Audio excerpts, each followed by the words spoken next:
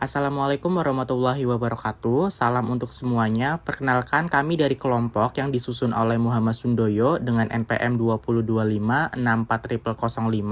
dan juga Rizky Ernando dengan NPM 2025 dengan dosen pengampu Bapak Dr. Tatan Supika, SPMSI. Di sini kami akan mempresentasikan mengenai judul optimalisasi digitalisasi dalam pengelolaan sampah untuk pelestarian lingkungan dengan mata kuliahnya digitalisasi pengelolaan lingkungan. Judul ini kami pilih karena untuk pengelolaan sampah saat ini menurut kami sangat kurang dan perlu adanya pelestarian lingkungan untuk kedepannya. Yang pertama yaitu ada pengelolaan sampah. Pengelolaan sampah atau waste adalah suatu bahan yang terbuang atau dibuang dari sumber aktivitas manusia maupun alam yang belum memiliki nilai ekonomis. Nah, untuk pengelolaan sampah ini dibagi menjadi 4 ya. Untuk yang pertama yaitu ada sampah basah atau garbage, yaitu sampah organik yang mudah busuk atau degradable. Kemudian yang kedua ada sampah kering atau rubis, sampah anorganik yang tidak mudah busuk atau undegradable. Dan untuk yang ketiga ada sampah lembut, yaitu sampah yang merupakan partikel-partikel ukuran kecil, ringan, dan juga mudah diterbangkan angin berbentuk debu. Dan untuk yang terakhir yaitu ada sampah besar atau bulky waste, yaitu sampah yang berukuran besar, misalnya bekas furniture, kursi, meja, dan lain-lain. Selanjutnya yaitu ada partisipasi masyarakat dalam pengelolaan sampah di Batam. Teman-teman, kita bisa melihat bahwa ada 3 foto gambar di bawah ini. Untuk foto yang pertama yaitu ada sekumpulan bapak-bapak sedang membersihkan selokan dari tumpukan sampah. Hal ini sangat diperlukan untuk menjaga kelestarian lingkungan. Kemudian ada foto yang kedua yaitu ada Bank Sampah Batam. Nah, untuk program Bank Sampah Batam ini ada program dari pemerintah yaitu penyerahan bantuan 50 unit tong sampah kepada UBS Duta Sejahtera dari PT Sinarmas. Dan hal ini sangat berguna untuk masyarakat di Kota Batam itu sendiri. Kemudian ada yang ketiga yaitu foto peresmian PPSM atau itu PPSM. PPSM adalah Pusat Pilah Sampah Masyarakat, di mana hal ini adalah suatu kegiatan untuk memilah-milih sampah di masyarakat Kota Batam agar terjadinya kelestarian lingkungan untuk kedepannya.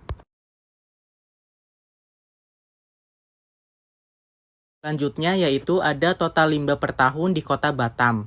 Berdasarkan data DLH Batam, total timbulan limbah mencapai ratusan ribu ton per tahunnya, dengan dominasi sampah plastik hingga lebih dari 260 ribu ton. Nah, angka ini menunjukkan urgensi penerapan sistem yang lebih efisien dan juga berbasis data untuk menekan pertumbuhan volume sampah. Untuk limbah B3 Badat ini ada sekitar 115.813 ton per tahun, kemudian untuk limbah B3 cair ada 8.059 ton per tahun. Kemudian ada slout atau endapan lumpur yaitu sekitar 6.352 ton per tahun. Dan juga ada sampah plastik yang paling besar yaitu sekitar 266.878 ton per tahunnya. Untuk slide selanjutnya yaitu ada sumber sampah. Nah, untuk sumber sampah ini bisa dibedakan ataupun dikelompokkan berdasarkan sumbernya, antara lain yaitu sampah perdagangan atau commercial refuse.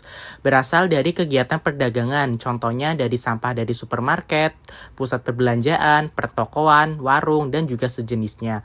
Kemudian ada sampah jalanan nih atau street sweeping, yaitu berasal dari aktivitas di jalanan. Contohnya dari daun tanaman peneduh jalan, kertas, plastik, puntung rokok, serta barang yang dibuang sembarangan oleh penumpang kendaraan. Kemudian ada sampah hewan mati atau dead animal, yaitu berasal dari bangkai hewan. Contohnya ada bangkai tikus, ular, burung, ayam, anjing, dan juga kucing. Kemudian ada sampah industri atau industrial refuse, yaitu berasal dari kegiatan industri. Jumlah dan jenisnya itu sangat bergantung pada jenis industri yang dihasilkan. Kemudian sampah rumah tangga yang paling umum atau domestic refuse, yaitu berasal dari aktivitas rumah tangga.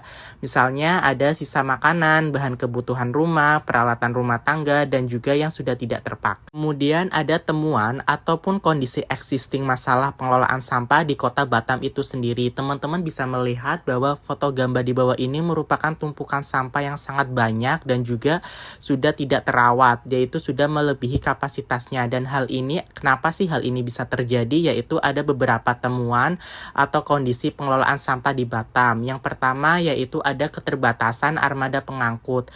Nah, untuk mayoritas armada pengangkut sampah adalah sudah tidak layak pakai karena sudah berusia lebih dari 8 tahun. Kemudian yang kedua ada kurangnya pemilihan sampah dari sumbernya. Hanya sebagian kecil sampah yang dipilah dengan hanya 18% sampah yang terpilah yang diangkut oleh ke TPA. Kemudian yang ketiga TPA yang terus padat. TPA Telaga Punggur hanya menggunakan sistem sanitary landfill dengan alat berat terbatas yang mempercepat penuhnya kapasitas TPA. Kemudian yang keempat ada timbunan sampah liar dan juga pungutan retribusi yang belum optimal. Adanya masyarakat yang tidak bersedia membayar retribusi sampah karena pelayanannya itu dianggap kurang.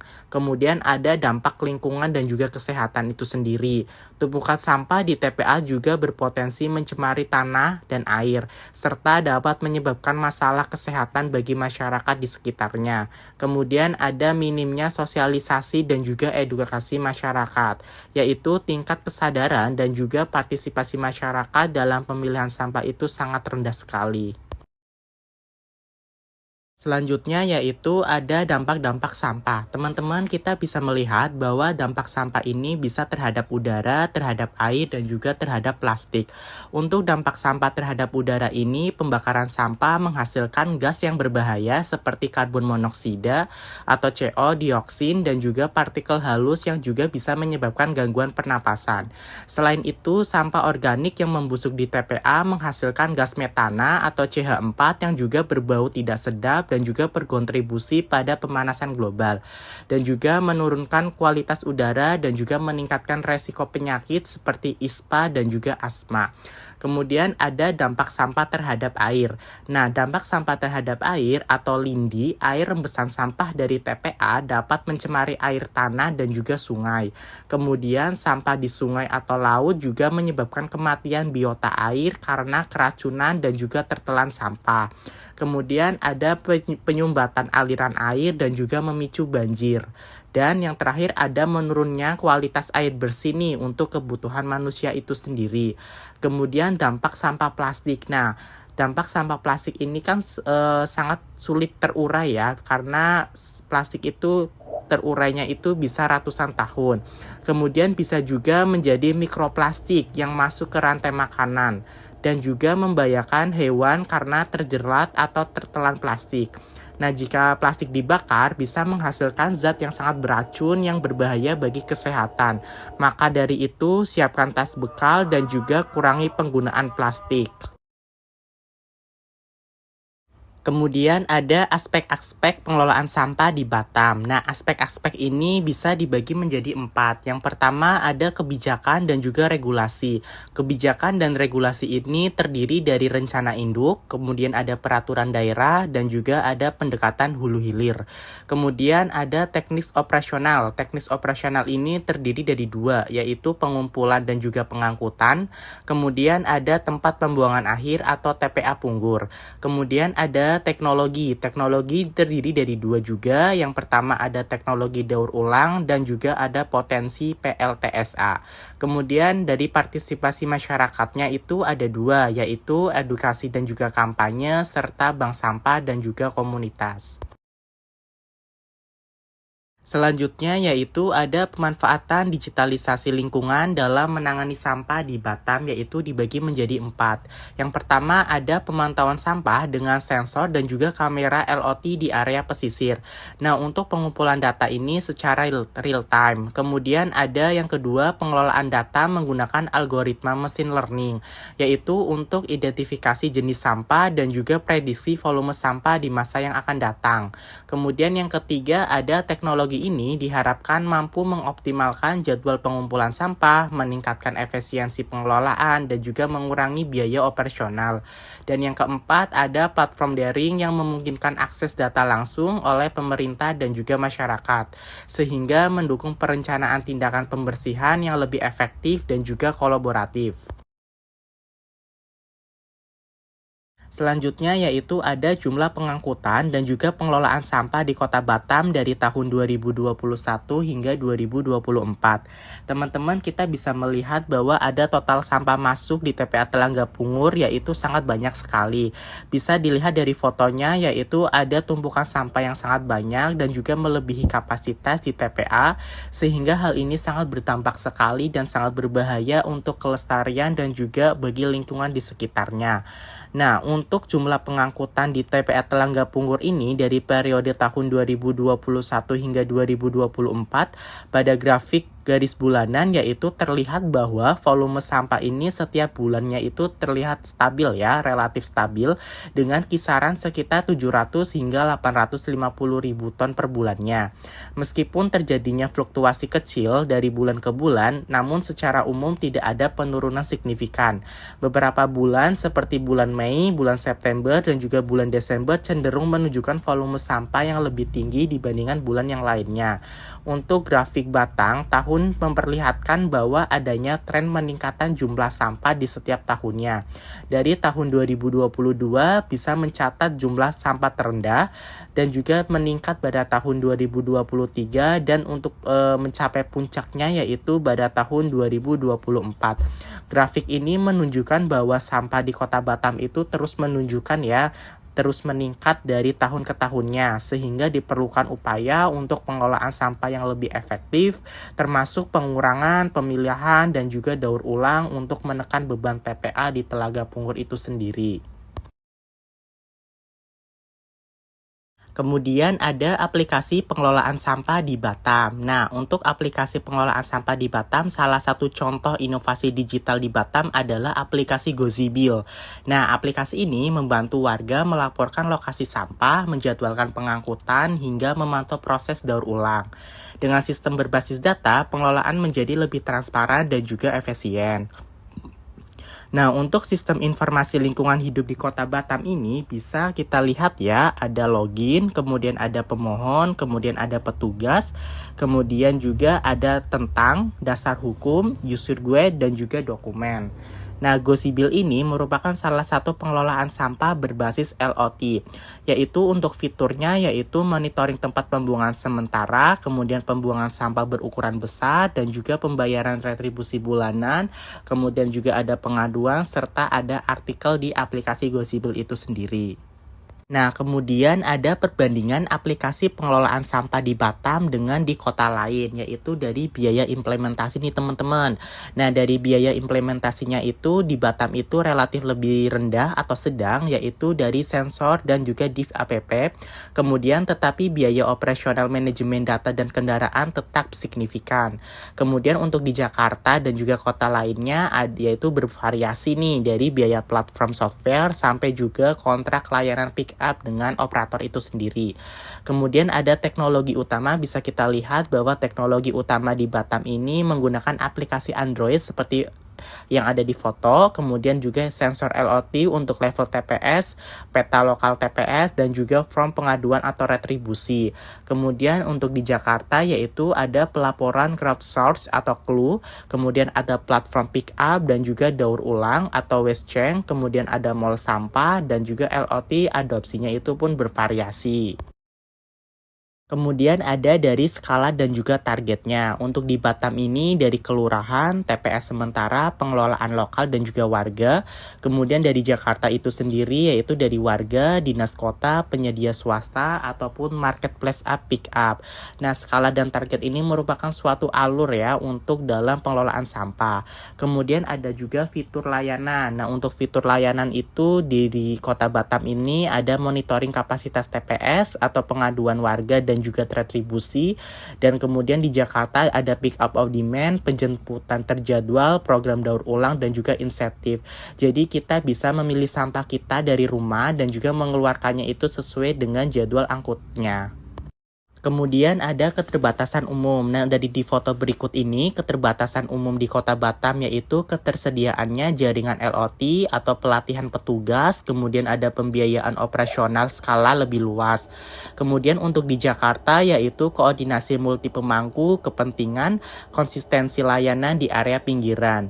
Kemudian dari kematangan nih atau kesiapannya dalam aplikasi pengelolaan sampah ini yaitu di Kota Batam ini ada prototip atau implementasi lokal, uji di beberapa kelurahan, butuh dukungan operasionalnya itu lebih luas. Kemudian di Jakarta ini tersedia solusi komersial matang, adopsinya itu bergantung pada model bisnis dan juga pendanaannya untuk dalam pengelolaan sampah. Kemudian ada peran aplikasi Gozibil dalam skema ekonomi sirkular di Kota Batam itu sendiri. Nah, dari aspek monitoring TPS dan juga data volume sampah, yaitu data kapasitas TPS ini membantu perencanaan logistik dan juga identifikasi potensi sampah bernilai ekonomis, misalnya dalam logam, plastik, dan juga kardus. Nah, dari aspek fasilitas pengaduan warga dapat melaporkan TPS penuh atau kegiatan daur ulang di lingkungannya nih, yaitu untuk mempercepat tindakan dan juga koordinasi komunitasnya. Kemudian dari aspek integrasi retribusi digital, mendorong transparansi dan juga efisiensi keuangan pengelolaan sampah untuk dasar ekonomi berkelanjutan lebih lokal. Kemudian dari aspek peta dan juga lokasi TPS dapat dikembangkan untuk menampilkan titik bank sampah atau pelaku daur ulang, yaitu untuk membuka peluang ekonomi warga. Nah, dengan memanfaatkan data nih dari Gozibil ini, DLH atau Dinas Lingkungan Hidup dan juga komunitasnya dapat mengenali pola timbulan sampah, menghubungkannya dengan pelaku usaha daur ulang dan juga menciptakan siklus ekonomi baru di tengah masyarakat. Selanjutnya yaitu ada dampak terhadap pemberdayaan masyarakat di Kota Batam. Dari foto di bawah ini kita bisa melihat bahwa stop untuk membuang sampah ke laut karena merupakan salah satu hal yang sangat berbahaya bagi biota laut dan juga untuk lingkungannya. Karena plastik merupakan salah satu sampah yang sangat terurai dan membutuhkan waktu yang sangat lama untuk terurainya, bisa ribuan dan juga ratusan tahun. Untuk peluang ekonomi baru yaitu bank sampah digital, warga dapat mengelola sampah anorganik yaitu dari botol, kaleng plastik dan juga menjualnya melalui aplikasi yang terintegrasi dengan Gozibil. Kemudian ada UMKM daur ulang, data dari Gozibil juga bisa menunjukkan area dengan potensi bahan daur ulang yang tinggi, peluang bagi UMKM dengan daur ulang lokal. Kemudian ada pekerja kebersihan formal yaitu pengangkutan yang berbasis data bisa meningkatkan efisiensi kerja dan juga memberikan tambahan insentif bagi petugas yang performanya baik. Kemudian ada edukasi dan kesadaran lingkungan. Nah, dari sisi ini, masyarakat belajar memilah sampah dari rumah karena mereka tahu nih akan dipantau dan juga dikelola secara digital. Kemudian juga aplikasi dapat menampilkan notifikasi edukatif seperti TPS Anda penuh oleh sampah plastik dan juga mengurangi penggunaan sampah plastik sekali pakai. Kemudian ada dari sisi kolaborasi komunitas. Nah, dari sisi ini, kelompok warga dapat memanfaatkan platform untuk membangun program lingkungan bersama. Contohnya yaitu ada lomba RT terbersih, daur ulang kreatif. Kemudian dari data Gozibil, kita bisa menggunakannya sebagai dasar laporan partisipasi atau community based monitoring. Nah, untuk slide terakhir yaitu ada penutup. Nah, untuk penutupnya yaitu digitalisasi merupakan salah satu solusi strategis untuk meningkatkan efektivitas dan juga efisiensi pengelolaan sampah di Kota Batam itu. Kemudian untuk memanfaatkan teknologi seperti LOT, machine learning, dan juga aplikasi seperti Gozibil mampu memperbaiki sistem pemantauan, pengangkutan, serta daur ulang sampah. Kemudian ada kolaborasi antara pemerintah, masyarakat, dan juga sektor swasta menjadi salah satu kunci dalam membangun ekosistem pengelolaan sampah yang berkelanjutan. Kemudian ada ekonomi sirkular, yaitu melalui platform digital membuka peluang pemberdayaan ekonomi bagi masyarakat dan juga UMKM daur ulang. Dan dengan dukungan regulasi dan juga kesadaran lingkungan yang tinggi, Batam dapat menjadi kota percontohan digitalisasi pengelolaan sampah di Indonesia. Nah, untuk selanjutnya yaitu sekian presentasi dari kelompok kami. Untuk semuanya, akhirin kalam kami ucapkan terima kasih dan wassalamualaikum warahmatullahi wabarakatuh.